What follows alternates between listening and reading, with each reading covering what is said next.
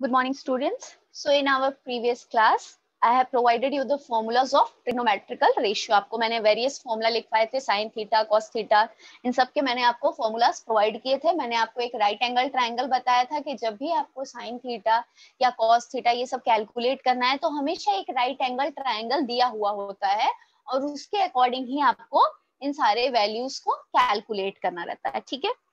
See, आपका ये एक exercise का question है, question number 1. इस क्वेश्चन में एक ये डायग्राम दिया हुआ है, एक राइट एंगल ट्रायंगल दिया हुआ है और हमें इस ट्रायंगल का यूज करके इन सारी वैल्यूज को वन बाय वन कैलकुलेट करना है. ठीक है, अब ये एक राइट एंगल ट्रायंगल है. ठीक है, राइट एंगल ट्रायंगल में आपने एक थ्योरम पढ़ा होगा जिसको हम बोलते हैं पाइथागोरस थ्योरम. ठीक है, ये आपने ऑलरेडी पढ़ा होगा. तो अकॉर्डिंग टू पाइथागोरस थ्योरम बोलता है कि जब भी कोई एक राइट एंगल ट्रायंगल होगा तो राइट एंगल ट्रायंगल में उसके हाइपोटेन्यूज का स्क्वायर, यानी ये वाला साइड, हाइपोटेन्यूज का जो स्क्वायर होता है वो हाइट और बेस के स्क्वायर के बराबर होता है. यानी hypotenuse square is equal to height square plus base square. ठीक है, ये हमारा पाइथागोरस थ्योरम है.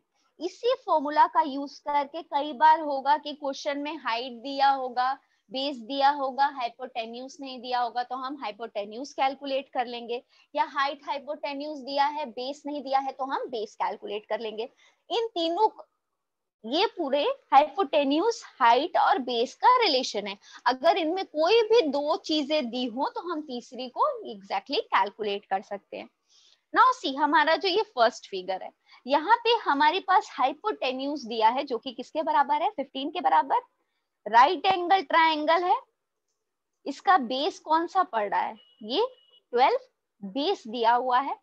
ये हाइट नहीं दी हुई है तो हम सबसे पहले इस हाइट को कैलकुलेट करेंगे. तो हाइपोटेन्यूज स्क्वायर मतलब 15 का square is equal to height square plus 12 square. 15 का स्क्वायर करेंगे हमें मिलेगा 225 is equal to height square, और 12 का स्क्वायर करेंगे तो हमको कितना मिलेगा, 144. अब यहाँ प्लस 144 था, इधर ले आएंगे तो माइनस 144 हो जाएगा. तो हम इसको लिख सकते हैं height square is equal to 225 minus 144.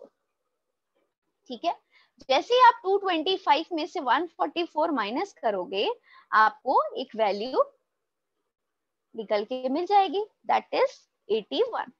यानी हाइट स्क्वायर की वैल्यू हमारे पास किसके बराबर आ गई है, 81 के.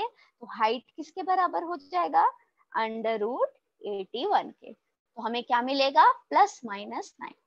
अब देखो बेटा, ये एक ट्रायंगल है और साइड है, साइड मतलब लेंथ है, तो लेंथ हम नेगेटिव तो लेंगे नहीं. नेगेटिव लेंथ लेने का क्या मतलब है कि 0 से भी कम है कोई लेंथ, तो हम नेगेटिव वैल्यूज को लेंथ के केस में इग्नोर करेंगे, सिर्फ पॉजिटिव वैल्यू को कैलकुलेट करेंगे, कंसिडर करेंगे. तो हाइट हमारी किसके बराबर हो जाएगी, 9 के बराबर. ठीक है, अब मैं इसको ले जाके यहाँ पे लिख देती हूँ.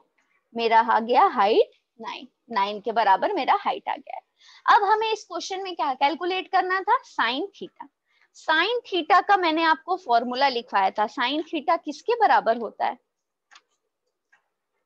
और एक और चीज का आपको ध्यान रखना है कि ये किस एंगल की बात कर रहा है. अगर मान लो यहाँ पे कोई एंगल बना होता और वो इस एंगल की बात कर रहा होता, उस केस में बेस ये हो जाता, हाइट ये हो जाता, हाइपोटेन्यूज ये हो जाता. ठीक है, एंगल को भी आपको ध्यान रखना है. अभी ये थीटा इस वाले एंगल की बात कर रहा है, तो ये एंगल किस बेस को लेके बना है, इस बेस को. अगर इस एंगल की, यहाँ के किसी एंगल की बात करता तो ये किसको लेके बना होता, इस बेस को लेके बना होता. तो हम इसको बेस मान लेते और इसको हाइट मान लेते. लेकिन ये जो थीटा की बात कर रहा है ये इसको पकड़ के बना है, यानी ये इसका बेस है, ये इसका हाइपोटेन्यूज है और ये इसका हाइट. ठीक है, साइन थीटा होता है height upon hypotenuse. Height upon hypotenuse के बराबर होता है साइन थीटा. तो हाइट हमारे पास कितना है इस क्वेश्चन में, 9. हम इसको थोड़ा अच्छे से लिख लेते हैं. ठीक है, हमको अब कैलकुलेट करना है सबसे पहले क्या, साइन थीटा। साइन थीटा होता है हाइट अपॉन हाइपोटेन्यूज के बराबर। आई होप अभी तक आपने फॉर्मूला याद कर लिया होगा। तो इस केस में हमारा हाइट कितना आया है 9 और हमारा हाइपोटेन्यूज कितना था, हाइट है हमारा 9 और हाइपोटेन्यूज था हमारा 15। तो 9/15 इसको सिंप्लीफाई कर लेते हैं, 3 3 जा 9, 3 5 जा 15। तो साइन थीटा आ जाएगा हमारा 3/5। नेक्स्ट हमको इसी में क्या कैलकुलेट करना था, कॉस थीटा। कॉस थीटा निकालने का फॉर्मूला होता है बेस अपॉन हाइपोटेन्यूज।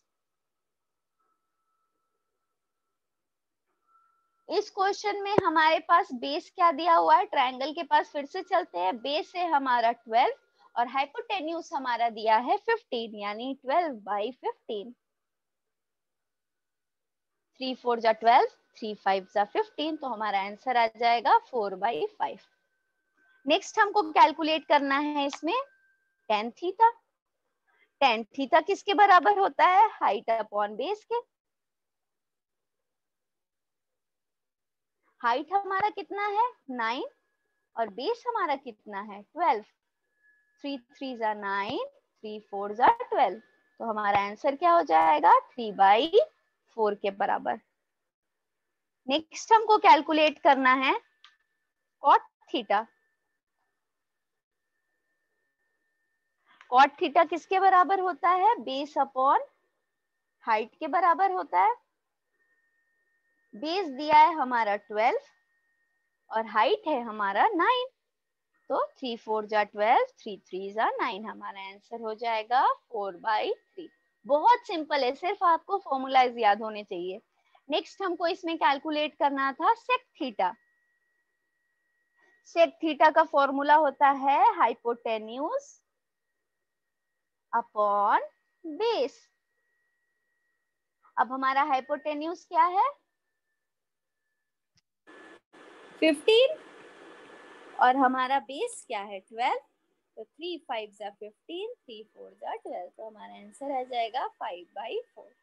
और लास्ट हमको कैलकुलेट करना था इसमें कोसेक थीटा, जो कि बराबर होता है हाइपोटेन्यूज अपॉन हाइट के। तो हाइपोटेन्यूज है हमारा 15 और हाइट है हमारा 9। 3 5 जा 15, 3 3 जा 9, तो हमारा आंसर हो जाएगा 5/3। ठीक है, क्वेश्चन में हर जगह at least 2 to 4, I think question number 4 तक आपको ऐसे ही एक ट्राइंगल बना के दिया है और आपको एक साइड निकालना है और उसके बाद ये सारी वैल्यूज को कैलकुलेट करना है 1 by 1। अगर आपको फॉर्मूला याद हो तो कुछ नहीं करना है, perpendicular hypotenuse base upon hypotenuse ऐसे कर करके हम सारे वैल्यूज को पुट करते जाएंगे और हमको आंसर मिलता जाएगा। नेक्स्ट क्वेश्चन करते हैं, ये है क्वेश्चन नंबर 2।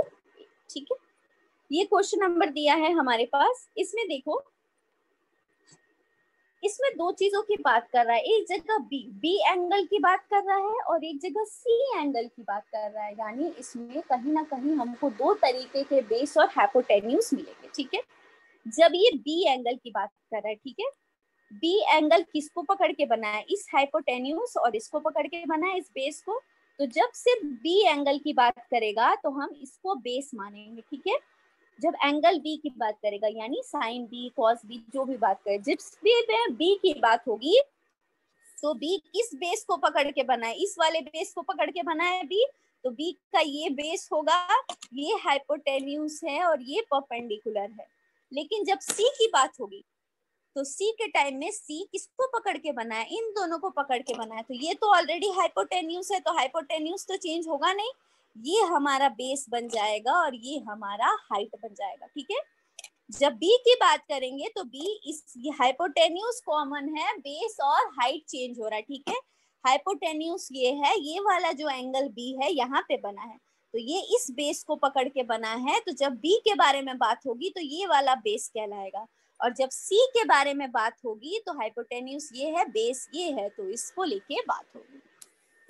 तो हम सबसे पहले तो हमको इसका ये थर्ड पोर्शन कैलकुलेट करना है। हाइपोटेन्यूज दिया है हमारे पास, बेस दिया है, हम इसको कैलकुलेट कर लेते हैं। ठीक है, same applying Pythagoras theorem.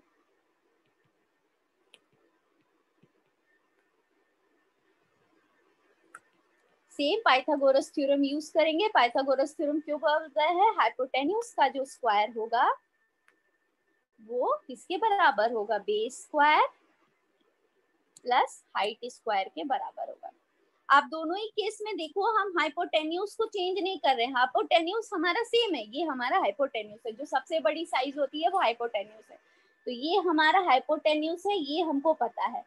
Angle B जो है इस हाइपोटेन्यूज और इस वाले लाइन को लेके बन रहा है, तो ये हाइपोटेन्यूज है, तो एंगल बी की बात करेंगे तो ये बेस कहलाएगा। अगर हम एंगल सी की बात करें तो ये हाइपोटेन्यूज अगर कॉमन है तो एंगल सी किसको पकड़ के बन रहा है? ये वाले लाइन को पकड़ के बन रहा है, तो उस केस में ये बेस कहलाएगा। ठीक है, तो हाइपोटेन्यूज स्क्वायर मतलब 10 का square is equal to base का स्क्वायर यानी 6 का स्क्वायर प्लस हाइट का स्क्वायर। ये हो जाएगा 100 इज इक्वल टू 6 6 जा 36 plus height square. Height square की वैल्यू हो जाएगी 100 माइनस 36 के बराबर यानी 64 के बराबर। तो हाइट किसके बराबर हो जाएगा? अंडर रूट 64 के यानी प्लस माइनस 8 के।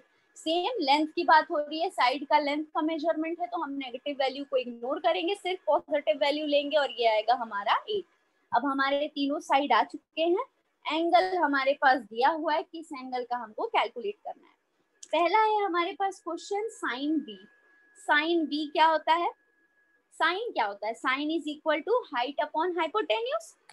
साइन बी कैलकुलेट करने का फॉर्मूला क्या है? Height upon hypotenuse. Sine calculate करने का ये हमारा फॉर्मूला है कैलकुलेट करने का। तो हाइट की बात करें, सबसे पहले एंगल देखेंगे, किस एंगल की बात कर रहा है? ये बी वाले एंगल की बात कर रहा है, यानी इस वाले एंगल, ये जो एंगल बना है इसकी बात कर रहा है। तो हाइट हमारा क्या है इस केस में? जब बी एंगल की बात कर रहा है तो उस केस में तो ये बेस है, ये हाइपोटेन्यूज है और ये हाइट है, यानी हाइट अपॉन हाइपोटेन्यूज मतलब 8 अपॉन 10। 2 4 जा 8, 2 5 जा 10, तो हमारा आंसर आएगा 4/5। साइन बी का आंसर आएगा 4/5। नेक्स्ट हमको इसमें कैलकुलेट करना है कॉस सी। ठीक है, कॉस का फॉर्मूला होता है बेस अपॉन हाइपोटेन्यूज। ठीक है, लेकिन ये कौन से एंगल की बात कर रहा है? सी वाले एंगल की बात कर रहा है, यानी इस वाले एंगल की बात कर रहा है। इस वाले में हाइपोटेन्यूज ये है, बेस ये है और हाइट ये है। तो कॉस का फॉर्मूला होता है बेस अपॉन हाइपोटेन्यूज मतलब 8 अपॉन 10। 2 4 जा 8, 2 5 जा 10, that is equal to 4/5। Next third number calculate करते हैं। थर्ड नंबर दिया है हमारे पास sine B plus sine C. Sine B तो अभी हमने ऑलरेडी कैलकुलेट किया है, कितना आया था? 4/5।